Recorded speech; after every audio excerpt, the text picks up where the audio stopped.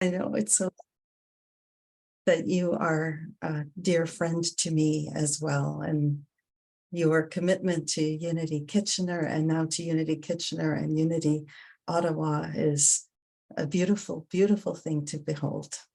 I honor you and honor everyone here today. It is so great to see you all.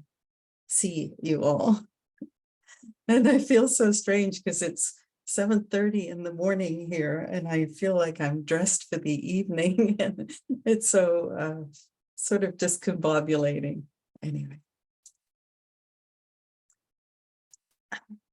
Have you ever walked into a situation where there's a heated discussion going on and the first thing you do is get sucked right into that discussion and start taking sides and helping to be part of the gossip mongering, perhaps?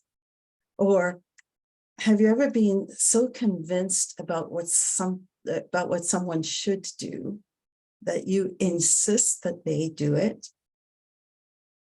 Have you ever found that someone has insisted that you behave in a certain way, a way that maybe you prefer not to behave? Well, if you have, then A, welcome to the human race, and B, I'm glad you're here today because that's some of the stuff that I'd like to talk about today. I'd like to share some ideas about how to navigate this place where there are times when we want the best for other people, even when they may not see it the same way. And there are times when other people want the best for us, and we may not see it the same way.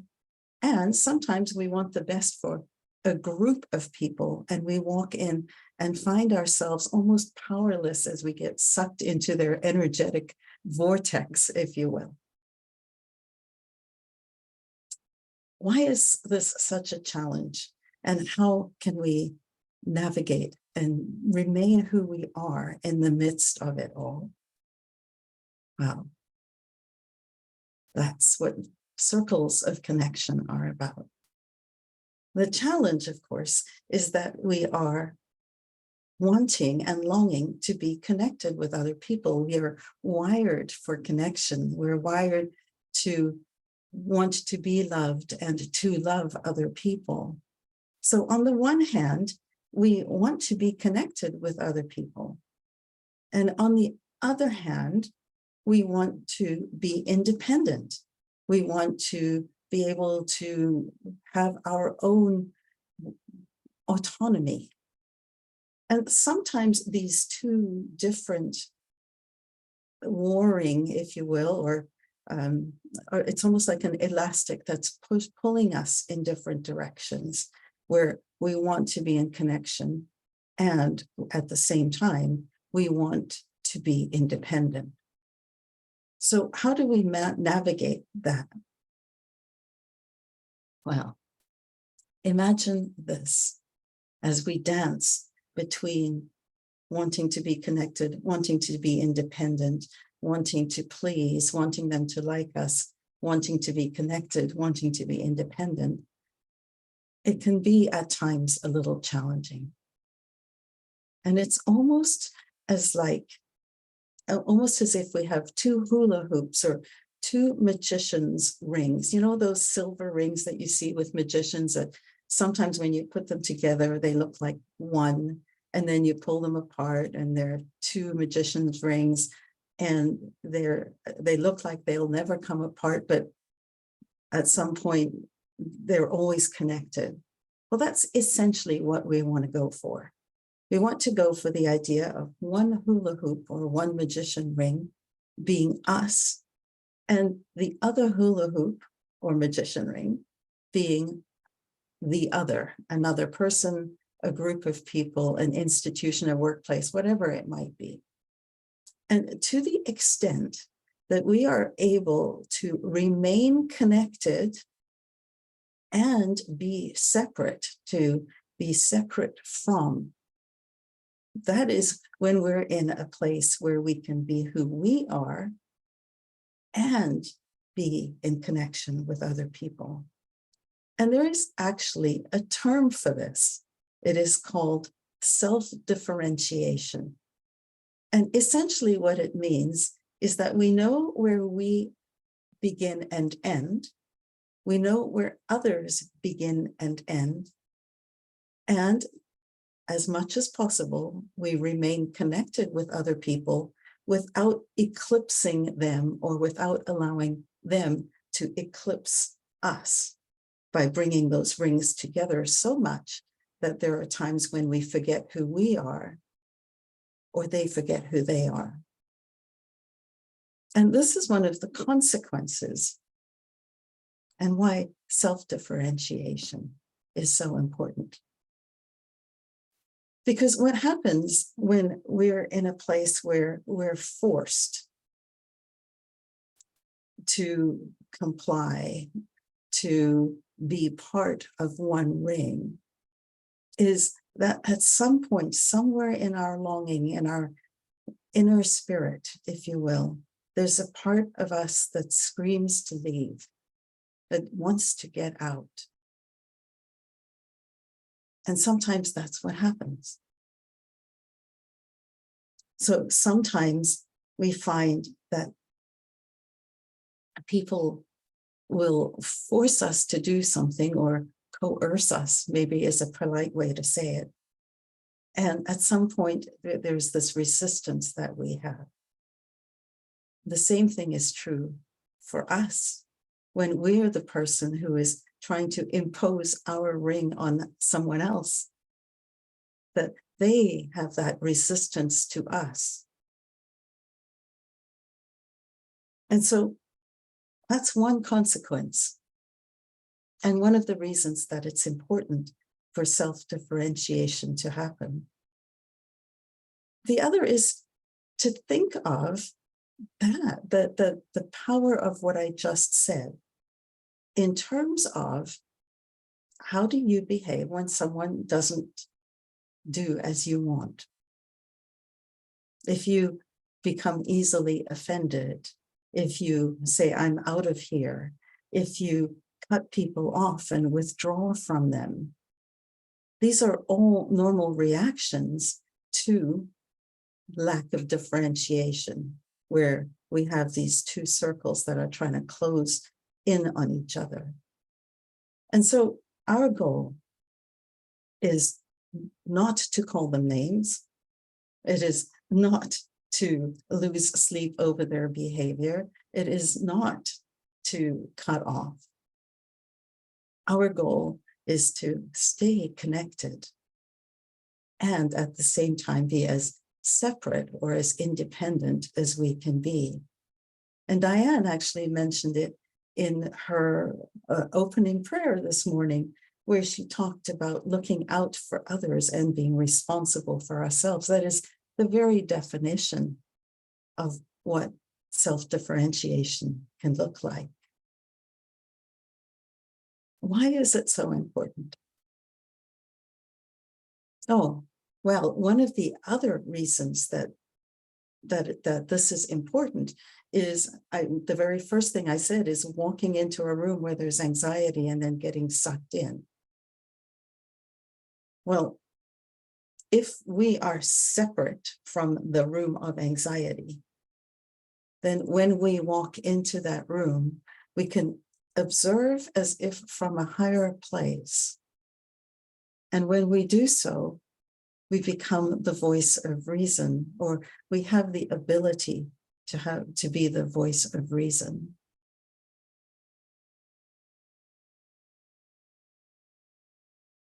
And so this is some of the promise, I guess, of self-differentiation. The first is to realize and remember that we are part of an interconnected whole. We talk about it every week. At Unity, it's Unity's first principle and second principle, that there is only one power and we are part of that. We're in it. We live, breathe, and have our being in this power and as this power. And that means that just like a spider web, when we walk into a room that is already down and we allow ourselves to drop to that place, we're adding to the weight, if you will, of that spider web. But if we come in with an upliftment, then we have the ability to actually be the presence of calm in that spider web, in that interconnected net. And when that happens, then we have the ability to think. And so if we're looking to fill the world with love, to be the presence of love, to be the presence of peace, then being separate and remembering what our values are is an important tool in our toolbox for helping to uplift everyone. And I call that emotional immunity. It means that no matter what's going on out there, we can be calm in here, and that calmness will spread. The other reason it's important to be aware of this tension between the two rings is that our goal is to create a place of emotional safety. And like it or not, that means that sometimes we need to allow other people to do things that we may not think are good for them. Because think about what it feels like when someone tells you what to do, or somebody tells you that they don't like what you're doing and that they don't think it's good for you. What's your first reaction? Out of here. Don't want to hear it. Don't talk to me. This conversation is over. Well, when we create a place where the conversation is over and we cut off, we've lost the connection and that opportunity to connect.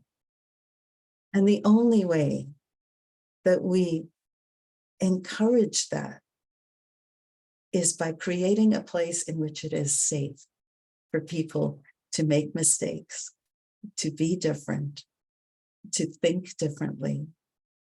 And as one of my most admired teachers, Martha Creek, says, differences does not necessarily mean to differing.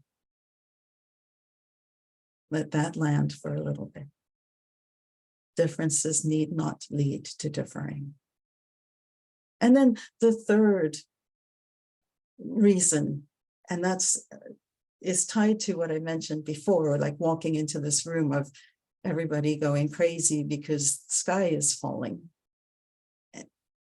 is that when we can calm everything down, we function better. Our prefrontal cortex, that thinking part of our brain, is a relatively new evolutionary trait. And so when we are in a place where we are emotionally anxious or emotionally activated, that prefrontal cortex receives very little oxygen because everything then becomes wired for flight or fight. And our oxygen is removed from our thinking brain.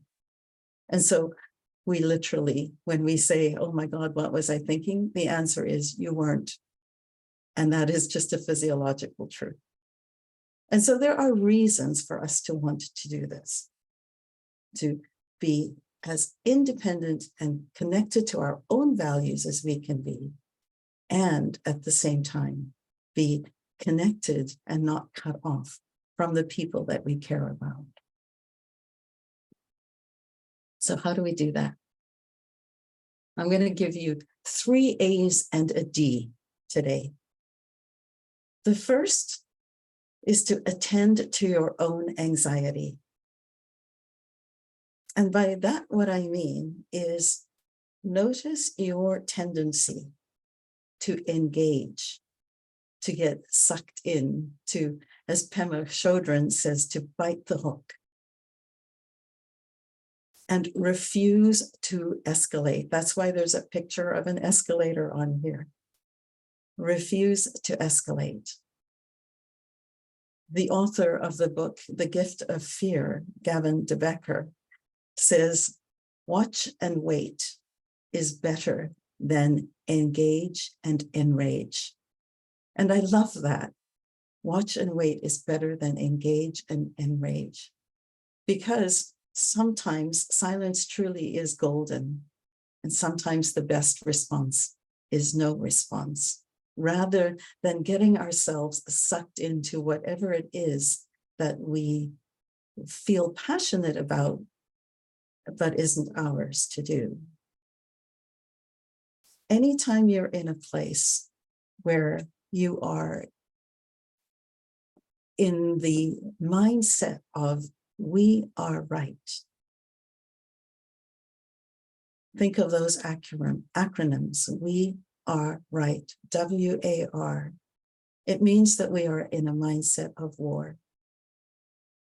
And so do what you can to notice when you are being sucked in, and choose instead to engage, to not engage, and instead be silent, to watch and wait. And sometimes that means not doing anything. You know, Jesus at his trial was asked if he was the King of the Jews. And he could have had a discussion, he could have asserted something, he could have defended himself, he could probably have said something that would have gotten him out of that situation. And instead, what he said was, you say that I am. And the wisdom of that is profound for me. The idea that just because somebody else challenges us does not mean that we have to engage. Sometimes the silence is truly golden. Decide who you want to be in this situation, whatever it is. Am I walking in as the presence of peace? Am I walking in as the presence of wisdom? Do I bring this to the table? Or am I bringing my own fear and anxiety and adding it to the system? Watch and wait. Attend to your own anxiety. And then accept that there will be differences. You know, it's kind of strange how we assume that everyone is going to see things from our point of view. And I find it so instructive that just as we have 7 point whatever billion unique fingerprints on the planet, we have 7+ billion unique iris prints on the planet. Your eye print is as unique as your fingerprint. And yet somehow we think that everyone should see things exactly the way we see them. And I encourage you to think about the idea of a point of view is a view from a point. And there are over 7 billion points on the planet. Think of your closest family, people who you would think would see things exactly the same way you did. They grew up in the same, under the same roof, perhaps with the same parents, and how different we all are. How sane is it to actually expect that everyone will see things our way? It's fantasy. And so think of a bottle of ketchup. If I were to ask you and hold up a bottle of ketchup and describe it, what you would see and describe back to me would be completely different from what I'm seeing. And it's the same bottle of ketchup. So recognize that there will be differences. And then acknowledge that our ability to change another person's behavior is not only undesirable, it is also unlikely. And so the question that we want to answer for ourselves is, what is more empowering for me? What fulfills my mission more? What is wisdom for me? What does the quality of the relationship that I want to build with this person look like? And when we get to that point, we realize that coercion, the idea of pushing someone into a direction because we think it's correct for them, doesn't work. It doesn't work for them, just as when other people do it for us, it doesn't work for us. And do we want people to tiptoe around us? Do we want them to avoid saying things to us because they know that we're going to react in a way that's just going to make them feel worse if they're having a rotten time?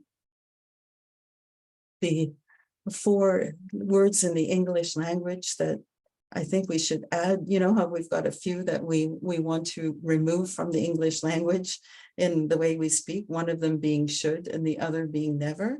Well, the other 4 words that I think of is, I told you so. Doesn't create a place of emotional safety. Accept that there will be differences. And if we want people to come to us because we are safe, then we don't want to do anything that creates anxiety, nervousness, resentment, fear of reaction when people come to us. We don't want it for ourselves, and we certainly wouldn't want it for others. And then allow, number 3, allow for imperfection. You don't have to like what they're doing. You don't have to agree with what they're doing. You don't even have to be best friends. And maybe, just maybe, you've done something similar at some point in your life. Or maybe you've thought something similar at some point in your life. Or maybe you've believed something similar at some point in your life. Or maybe you've been late, or you've overreacted, or you've said something that came out completely incorrectly and someone else has taken offense. There's something called the gift of the turnaround. And what that does is allow us to look in the mirror and go, yeah, I've done something similar at some point in my life.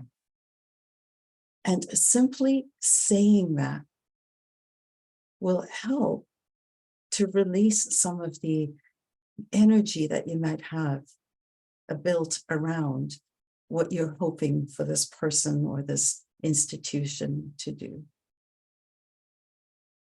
We are more than 2-dimensional beings. And sometimes we do things beautifully, and sometimes we kind of mess up. And what I believed when I was 18 is quite different from what I believed when I was 28, and quite different from what I believe now. And perhaps that is true for other people as well. Jesus calls this turning the other cheek, a willingness to look at it differently, allowing for something not to be perfect, and not, again, allowing it to escalate.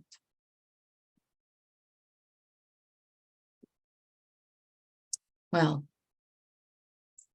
you may say, yeah, but, and here is the D. I said 3 A's and a D. Here is the D. The D is that there are times, and you may never have heard this in a church before, or a spiritual community before, where we are told to love one another, love one another, love one another. Yes. And there will be times potentially in your life where what your circle of values doesn't interact with another circle of values. It's like those magician rings, if actually magically need to come apart. And I actually think that that is wisdom too, to know that if something isn't working and it's not going to work, then to honor each person's values, it is wiser to disengage. And by disengaging this way in wisdom, we actually still maintain a tiny little tenuous connection with them, which is now just an emotional connection. And the way we do that is to disengage with dignity, both for ourselves and for others. When I was a little girl, I was taught, and I'm sure this is true for many people, especially women who are on this call, that you had to put up, that you had to be nice, that you had to give in, that you had to go along to get along, and so on. And part of differentiation is recognizing that that may not always be necessary. In fact, most of the time it's not necessary, and people will adjust. Once in a while, that splitting apart means truly splitting apart. Disengaging from the workplace, from the marriage, from the boyfriend-girlfriend relationship, from sometimes parents or the religious organization. So the goal at this point is to make that thread of connection a thread that is not interconnected in any way, and to do it with dignity. We would not want to be the originator of pressure or threats or force. Neither do we deserve to be pressured or threatened or forced. And so a reasonable response sometimes is to disengage with dignity. And so this true connection that we seek, this circle of connection, this circles of connection, because we are not just in one circle, we're in hundreds of circles. This true connection comes and starts with ourselves, where we accept and allow ourselves first to be who we are. And then when we accept and allow others to be who they are, separate individuals, the face of God, just as we are. And the way we do that is to attend to our own anxiety and notice where we are trying to escalate.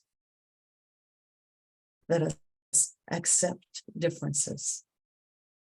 Let us recognize that we are a view from a point, and others also have a point of view. And then let us allow for imperfection. Allow others to make mistakes and welcome their coming to us in safety, in emotional safety. And finally, if necessary. If we do need to make that connection like razor thin and disengage, let us do so with dignity, honoring ourselves and the godness of the other, even as we do so. We are all part of circles of connection. Let us remember to be separate and together. Let's take this into a time of meditation. As we take a breath and consider this image of magician's rings, as we consider ourselves as one whole, and the other people in our lives, the multiple circles that we know.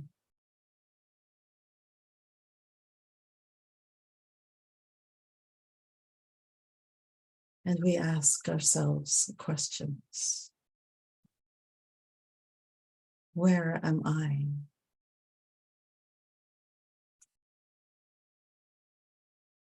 Infringing on someone else's circle?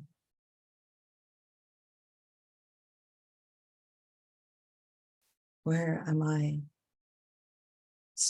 forcing myself and eclipsing their uniqueness?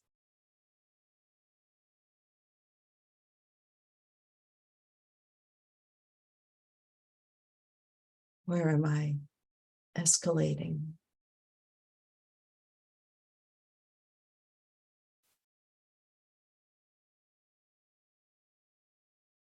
Where can I accept differences?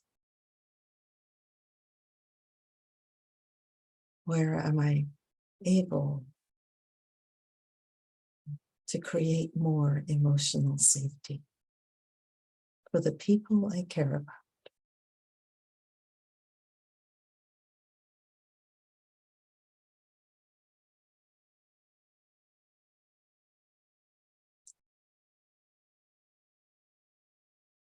And where in my life am I playing too small?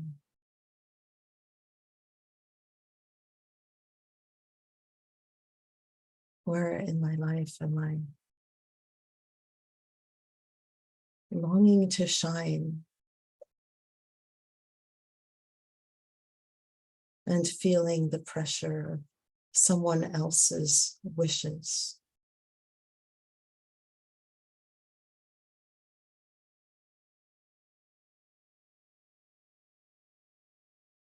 Is there a place in my life where I can lovingly ask someone to move over a little bit so that my light can shine?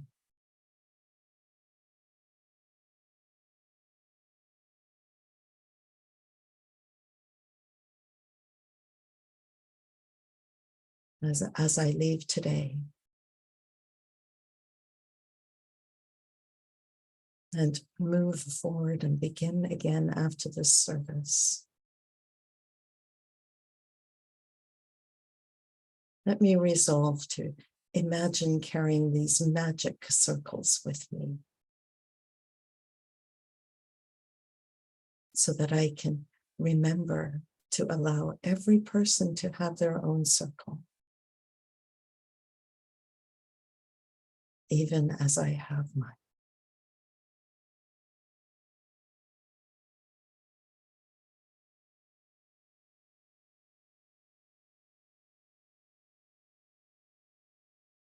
In the silence, build that picture.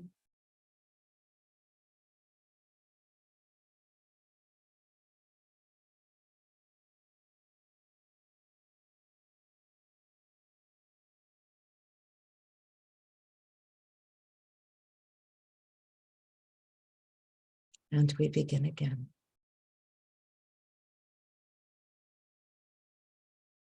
Amen.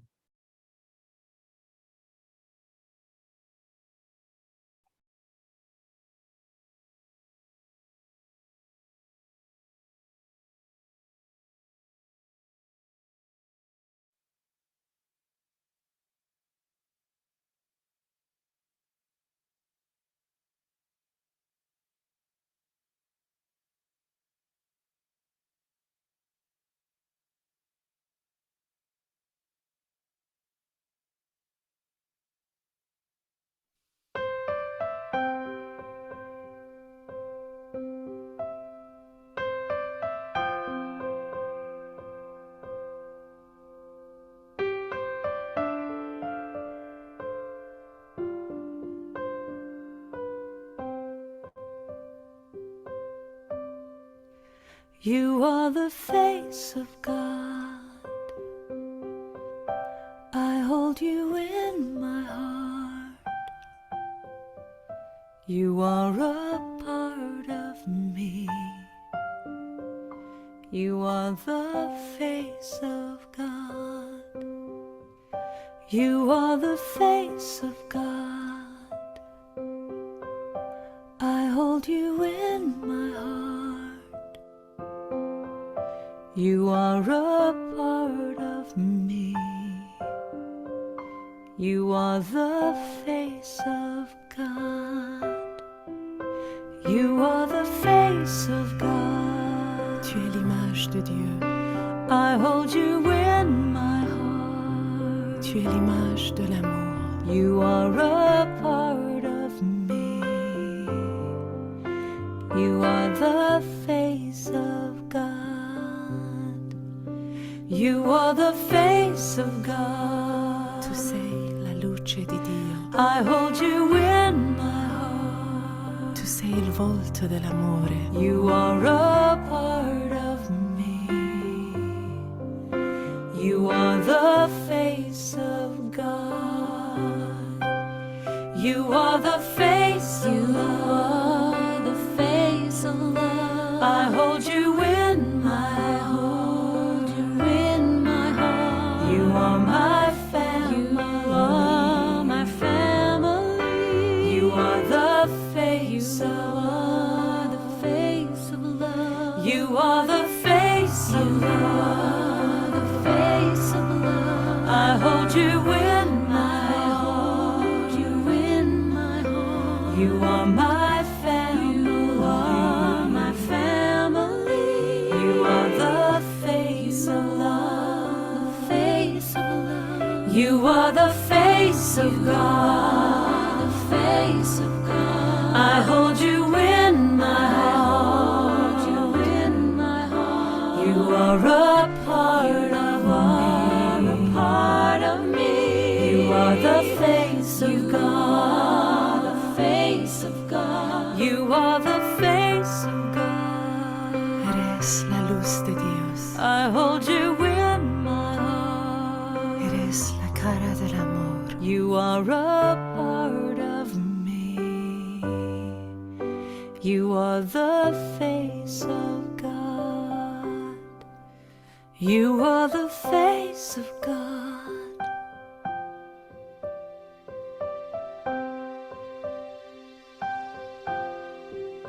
You are the face of God.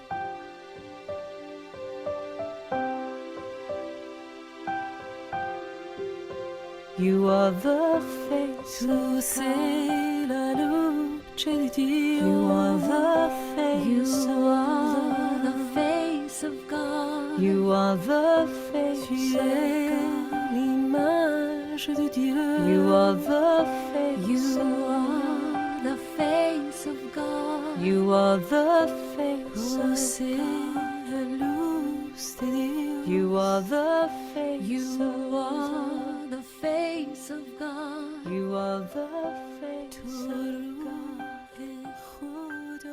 You are the face of God. You are the face of God. Oh, Rhona, we are so grateful for your inspiration and your insight. There were so many beautiful nuggets in there. I was typing some of them in the in the chat because I was like, oh, I've got my book here, but where's my pen? And I'm trying to feel around. So I thought, oh, I've got to put some of that in the chat because that was just wonderful, absolutely wonderful. You said something, and I can't see the chat now, but something about we are of point of view and we see from a point of view, something to that effect. And I'm like, wow, I just love that. I just love that. We think that we see the same things. We think that we talk about the same things, but really in reality, that's not true. So what a wonderful reminder, and what a wonderful reminder for us to honor ourselves and to honor each other. So thank you, thank you, thank you. Thank you for having me. It is my pleasure, my absolute delight. Lovely to be here. And we'll stay a few minutes after service. We like to sort of come together in fellowship and have a little, discussion or share or ask any questions. And so I hope you're able to stick around for that. I also know that Unity Spiritual Center of Ottawa has a community circle at 12:15. So just reminding them of that, and that there is a separate link in the reminder that went out today for that. And next Sunday, we welcome Janet Law as our guest speaker, who's also from BC. So we know that all Unity classes, programs, and services are made possible because of you. And we're sincerely grateful for the opportunity to support everyone in their spiritual growth and development, however it is received and needed by them. So there are a number of ways to give, to donate, and you can find those ways on our website through the Tithely app, e-transfers, and other ways that might serve you. And it was with a grateful heart that we say thank you, thank you. So let us bless our abundance together. Divine love blesses and multiplies all that I am, all that I have, all that I joyously give, and all that I joyously receive. I am grateful. And there's a beautiful saying here today: I am a magnet to abundant and blissful miracles daily. Let's say that again. Let's affirm. I am a magnet to abundant and blissful miracles daily. And now for our closing song, Look for the Good. Look for the good in everything. Look for the people who will set your soul free. It always seems impossible until it's done. Look for the good in everyone.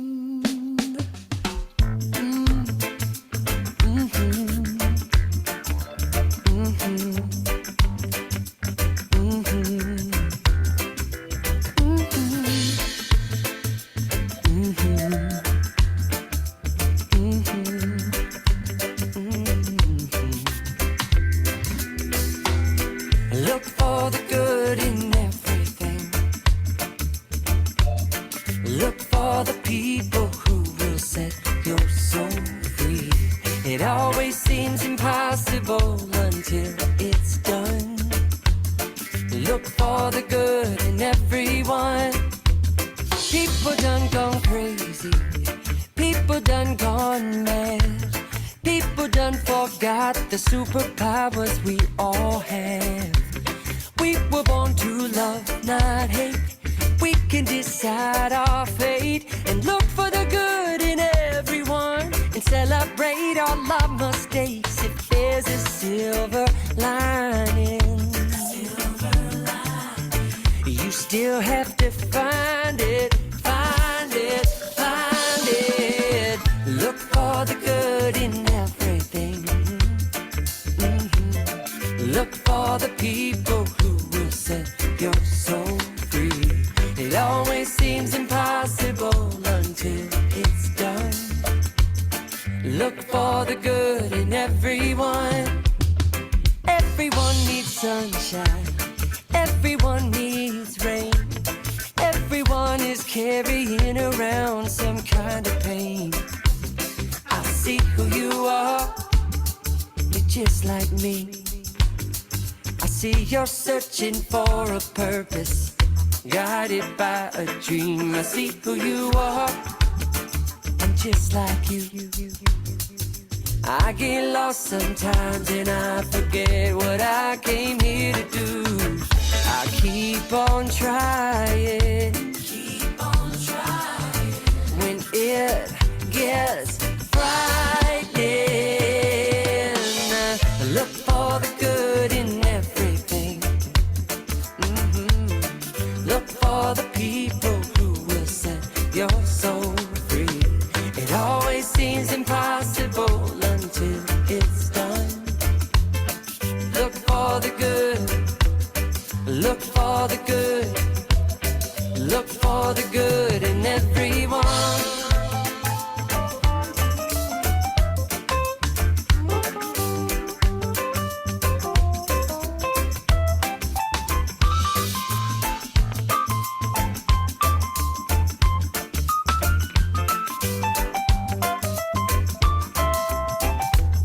Everyone is nature. Everyone is God. Everyone is love and light and vibration.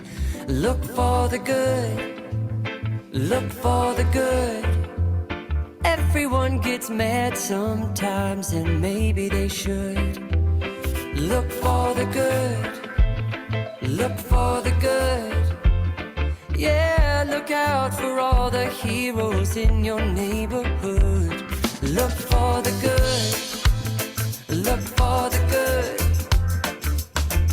Life sure would be sweeter if everybody would.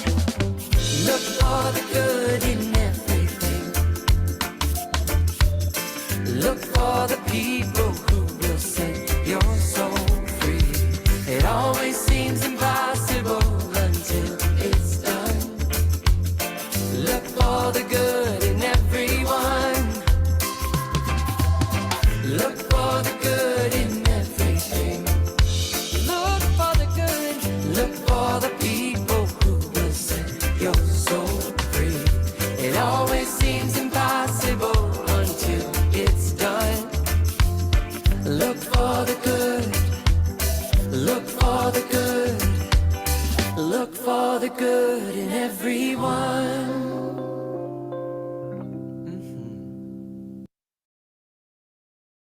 Oh my goodness, what a wonderful way to end the service and begin the rest of the day.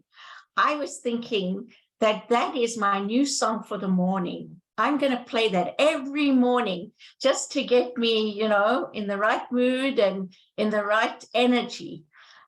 So yeah, beautiful. Thank you, Wendy. Wendy Rigby is our new, well, I should stop saying that, but she is our music coordinator, and she looks at the theme and who's speaking, and she pulls some music together for us. So we are so grateful. And thank you to everybody who contributed to today's service. Diane, Isabel, Deja, helping out with slides and other things, and Marilyn, who is not here today because she is on a cruise, but she gets the slides put together before she left, and we're so grateful for that, so grateful. So, oh my goodness, I'm just going to say, you know, I'm going to invite people to share, you know, what's on their minds, what's on their hearts, what they'd like to share after that beautiful service. Please put up your hand, and try and do it electronically if you can. You go to reactions, and there you're able to raise your hand, and that way I'm able to see more clearly. But if you don't know how to do that, do this, and I'm sure somebody will let me know.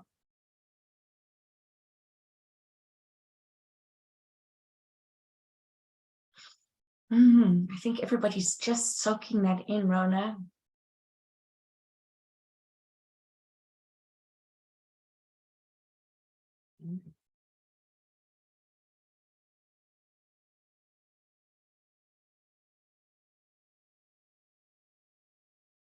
Wendy.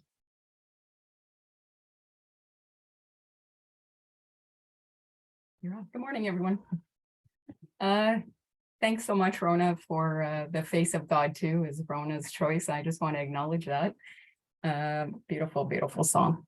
Thanks for the service. Oh my gosh, it's so personally timely for me, to be honest, and would like your opinion on that. As a coworker of mine, we became friends some time ago, and it was, I don't know how to describe it, but my reasoning for accepting a coffee invitation from this person is I knew how much she was hurting at the time. And so I chose to go. And now my challenge is, we're very different people. And so from a compassionate point of view and a very loving point of view, my heart has so much compassion for her situations, and they're often negative, and it's just really challenging for me. And so I find it very draining to be in her presence. And so I really have to ask myself, why am I doing this? Why do I keep going when I don't really feel called to go? And yet the compassionate part of me finds it difficult to just say, okay, see you. Disconnect in a loving way is a challenge to do face to face with someone, I find. And my sense is that's the right choice here. And yet the challenge is, how does one do that and still consider themselves a compassionate individual?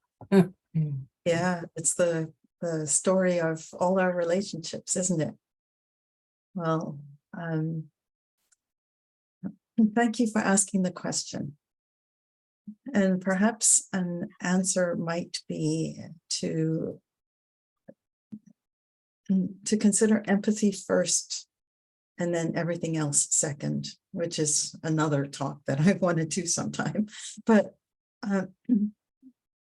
if you actually sat down with this person next time you went for coffee and you said something like, I want to remain connected with you. So in between the 3 A's and the D, there is opportunity for some exploration.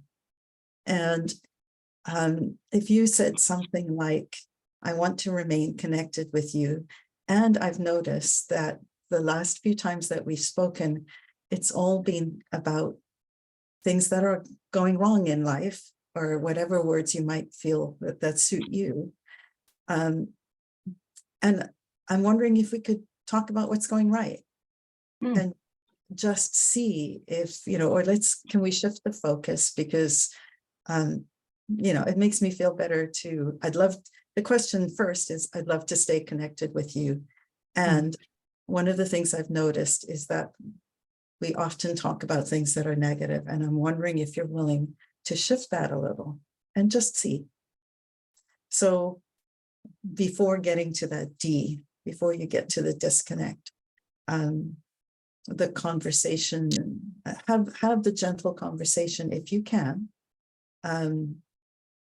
about building a relationship based on positive, and see if she's willing to consider that. But Thank you. Just a thought. Thank you kindly. I appreciate your sharing your wisdom today. I hope it helps you. I hope, yeah. And what you do, again, what you don't want is that disconnection without dignity. Absolutely. And so if that doesn't happen and she's not willing to, the relationship will just gently end, because now you've said what you'd prefer.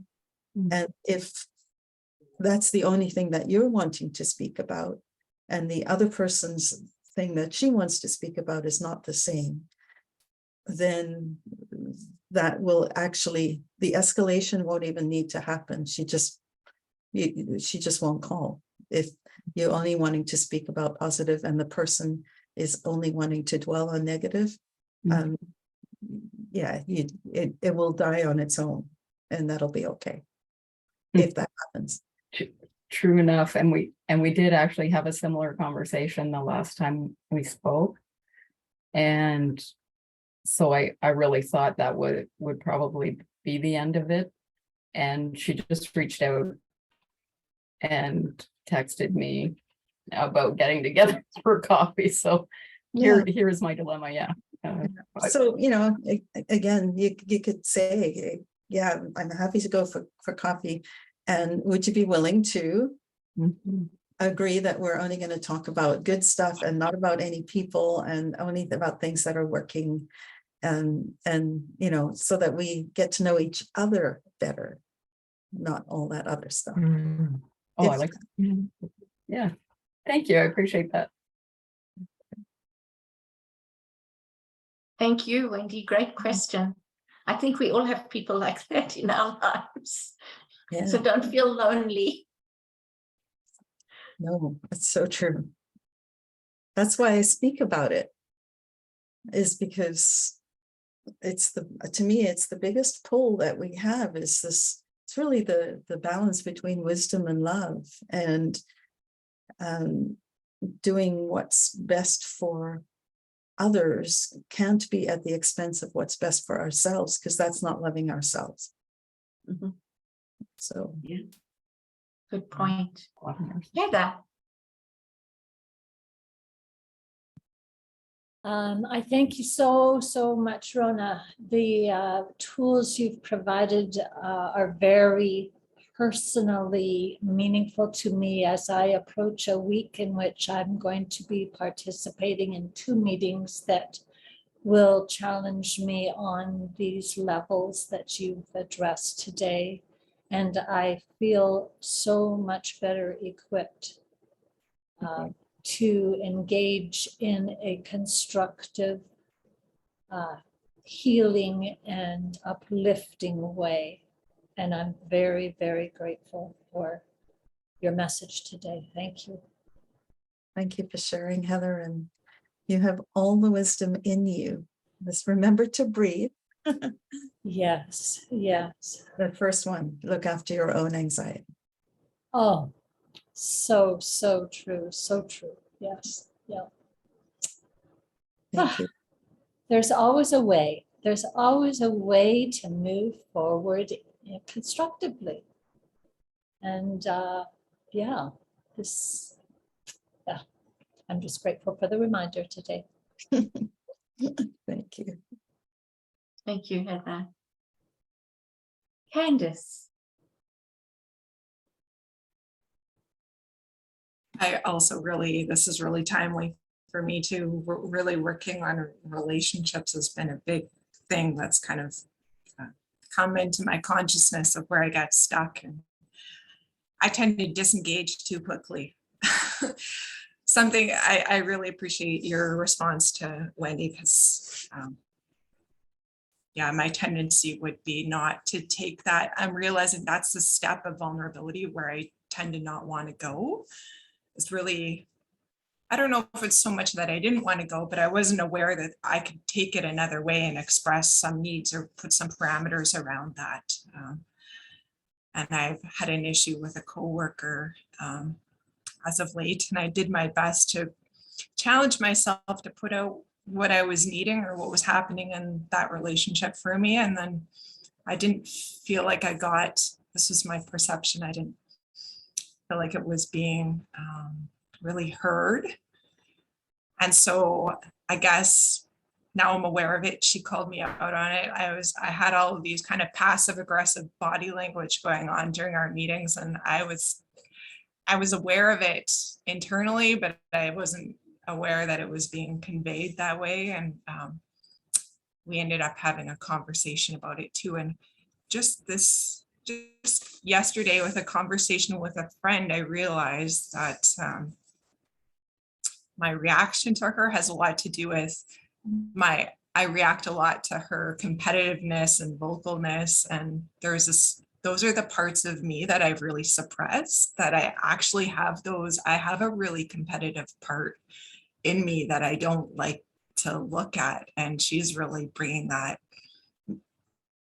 I see it so obviously in her. And so it's difficult for me. And I like to kind of then pretend that I don't have it, that I'm more, I guess, call myself more evolved than that, is what I would probably honestly have to say. But now I'm seeing that part, and just being like, these relationships are just coming up for me all over the place, and seeing parts of myself, where I was so convinced for so many years that it was them, and putting the blame on them, and then staying in a place of victimhood about that, and really actually like thriving on that in a way. This is just all kind of coming to me now, but anyway, I just wanted to share that. And if you have any thoughts or feedback, that would be great. I really want to keep taking these kind of masks off of myself of where I get stuck in relationships, because I'm realizing it's so important. Like, I've pretended for so long that it wasn't as important to me as it was, because I think I wanted to protect myself from the disappointment that I often feel in relationships. And I'm often disappointed because I'm not really putting my needs out there and giving people the opportunity to even come and meet me, or expecting them to change, putting my needs out there and expecting it all to be on them in some way. And yeah. Okay, now I'm just wrapping. Candace, I hope that you have the opportunity to go back and listen to your own wisdom by looking at this recording, because the things that you have now shared just in these last couple of minutes are profound.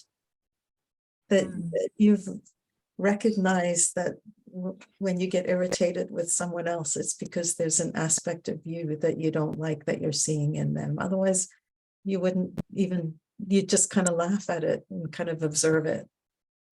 That's cool. Now that you've done that, you can look at it. Don't let it go away. Don't insist that it go hide somewhere in the back in the dark again. Just, it's part of the tapestry of who you are. And the more that you push it away, the bigger it's going to become. And now you're starting to realize that you don't have to be afraid of it. It's just an aspect of you. It's not all of you. It's an aspect of you. Wow. Huge. I really take a look at the recording. You'll be like, wow, I said all those things. You have the wisdom within you. Where I have this like self-image of, like, it was so kind of subtle, but this self-image of, someone that never gets upset, someone that's always, never angry, that's someone that's always loving, that's all of these self-images, and now they're just kind of being exposed for what, like, I don't need to, they're kind of keeping me safe and distance from people, rather than really bringing those parts into the relationship to see what I need. Yes. And keeping you distant from yourself as well. And that's the sad part. Yes. If I can I just share one more thing? I don't see anyone's. Just had this realization too of holding on to certain resentments. I work in addictions treatment, and a friend of mine is in the program and brought to me step 4 and was encouraging me to do a step 4. I'm looking at resentments, and first I didn't think I had any. Kind of maybe another self-image. Oh, I've done all this work and I don't have any resentments. But then they started popping up. It's just like there was a lot of resentments. Well, not too many, but more than I would have liked to admit. And realizing that when I sat with them, there was actually this part that was using those resentments to manipulate people in certain ways, or to hold that against them, or to create this kind of power dynamic in certain relationships. And that was really, again, really fascinating to see how I was doing that, it was giving me a sense of power and control in relationships by holding on, and always kind of being able to put that back very subtly in someone else's face, and how that too has disrupted my relationships. Wow, wow, what a day for you, Candace. It's been a lot. So I just lay on my couch and all this stuff like just keeps popping up, and it's good. It's a little exciting, intense. isn't it? And Right. the long-term the short-term discomfort. I heard this week, the short-term discomfort is better than the long-term dysfunction. I'm like, oh, that's so awesome. And we are so scared of our own feelings. And then when we get them, we're like, oh, yeah, so I'm a little competitive. Oh, so I'm resentful. Oh, Yeah. And then it's like, oh, I don't actually have to be afraid of all those things that little girls aren't supposed to do and loving people aren't supposed to do. Well, sure they are. It's life. There are people we just like, don't like. It's okay. It was one of the most liberating things when my friend just mirrored that back to me. She's just like, this is the most alive I've seen you, talking about how angry this person makes you. It was feeling good. Yes, you got a really good point. There is a juiciness that comes from the false power we feel when we're angry and resentful and all those things. It gives us a sense of charge and energy.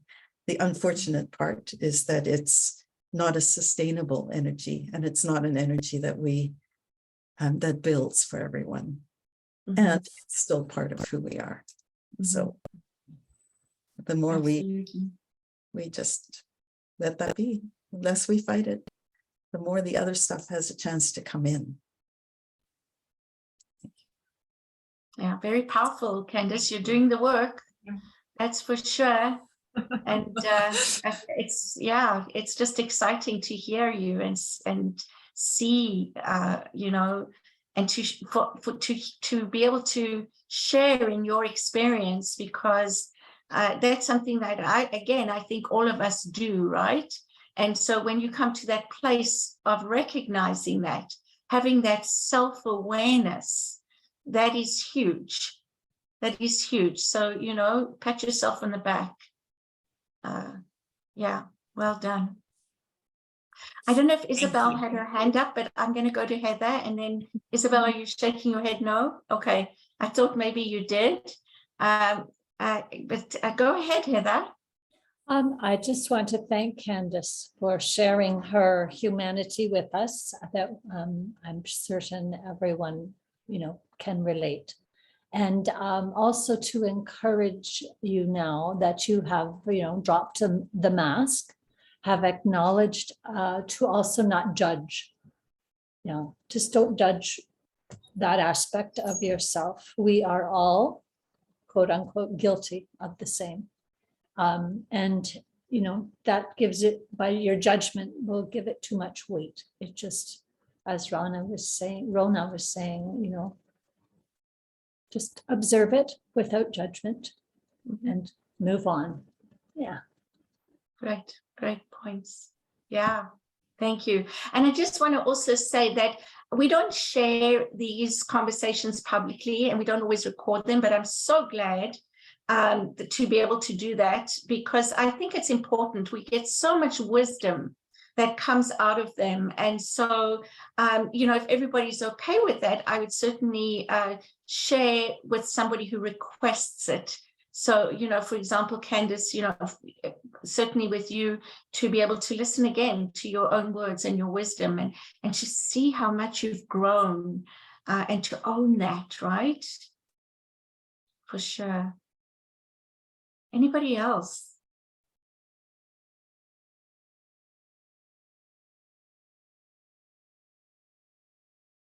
Well, Rhona, Oh, yes. And I just wanted to read something that I thought was very wise from Joan. Joan said something about before she's having a conversation like that with someone, she writes it down. She writes down what she's going to say. Oh, there, I found it. I write out what I wish to say before meeting the person, so I know I will say it the way I wish to. And I think, for some of us, that's really wise, very wise. So thank you for that tip, Joan.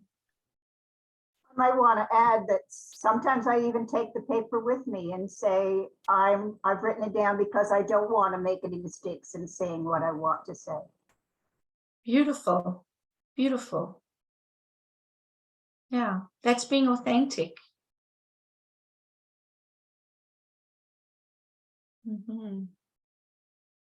Well, it's been a wonderful morning. Thank you to everyone for sticking around and having this wonderful conversation. Thank you, Rhona, for staying with us. Greatly appreciated. We love you. We appreciate you. And we're so grateful for your being here with us this morning.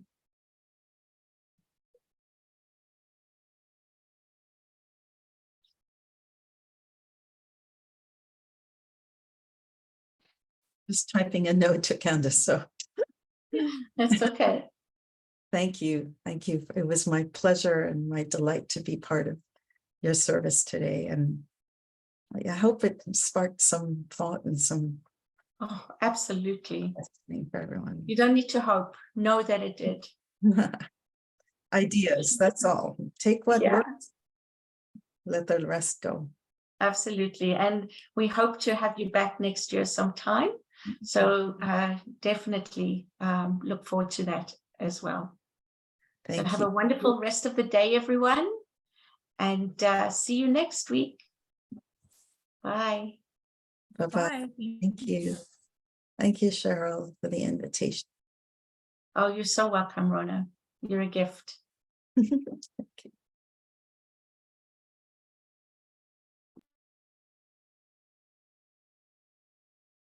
Louise? Oh, she's gone. I didn't recognize her. I just wanted to check where she's coming to us from. I'm going to head so I can get to. Yes, please. Other Of service. course. Absolutely.